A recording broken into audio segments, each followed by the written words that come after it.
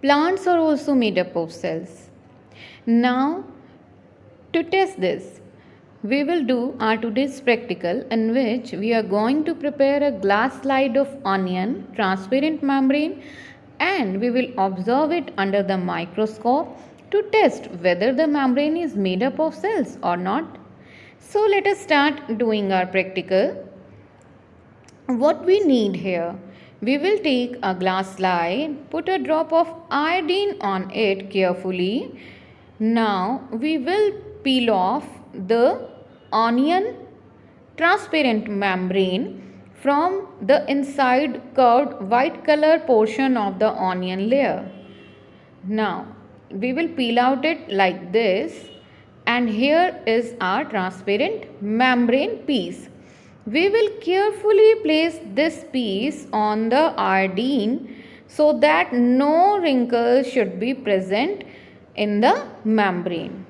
Now we will place 1 or 2 drops of iodine again on the membrane.